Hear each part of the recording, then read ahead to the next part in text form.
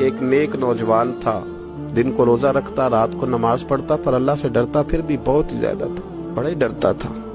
موت کا وقت آیا تو ماں ہی تھی بس اس کی، تو ماں سے کہنے لگا اماں میری ماں ہے، میرے ساتھ 3 وعدے تو کر۔ اس نے کہا پتر تو بتا، آخری ہجکی لے رہا ہے اور اس غریبنی ماں سے تو وعدہ لے رہا ہے، بتا کیا وعدہ۔ حضرت بابا فرید الدین مسعود گنج شکر بابا صاحب رحمت اللہ علیہ فرماتے ہیں کہ ایک نیک نوجوان تھا، دن کو روزہ رکھتا، رات کو نماز پڑھتا، پر اللہ سے ڈرتا پھر بھی بہت ہی زیادہ تھا، بڑا ہی ڈرتا تھا۔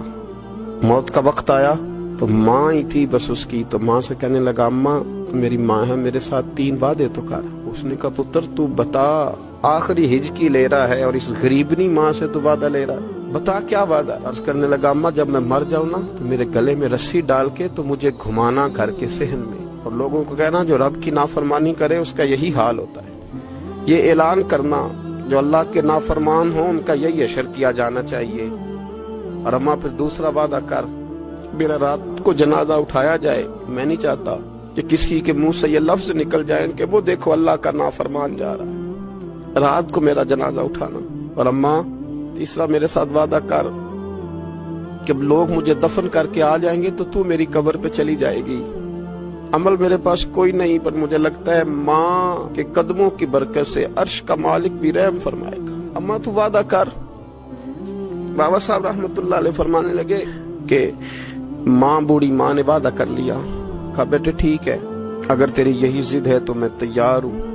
پھر اس نے کلمہ شہادت پڑھا، اس نوجوان کی روح پرواز کر گئی۔ بوڑھی ماں نے رسی منگائی تو وَلِمَنْ خَافَ مَقَامَ رَبِّهِ جنتان، جو ڈر جائے، اس نے تو کہا تھا نا کہ رسی ڈال کے گھمانا اور کہنا یہ اللہ کا نافرمان ہے، اس کا یہی اشر ہونا چاہیے تھا۔ لیکن جب ماں گلے میں رسی ڈالنے لگی تو گھر کے ہر کونے سے آواز آنے لگی، خبردار یہ رب کا دوست ہے، اللہ کے دوستوں کے ساتھ اس طرح کا معاملہ نہ کیا جائے، اسے چھوڑ دیا جائے۔ اور کہا تمہیں کچھ بھی اور کرنے کی ضرورت نہیں ہے، یہ تو رب کا دوست ہے اور رب کی بارگاہ میں حاضر ہو گیا۔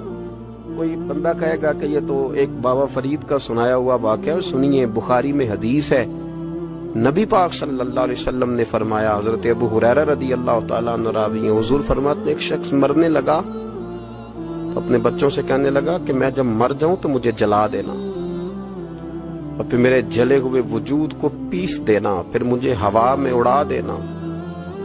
پتر مجھے اڑا دینا، مجھے بڑا ڈر لگتا ہے، اگر رب نے مجھ سے حساب پوچھا تو میں قابل نہیں ہوں، اڑا دینا مجھے ہواؤں میں، اگر اس نے مجھ سے حساب لیا تو بڑا سخت حساب لے گا۔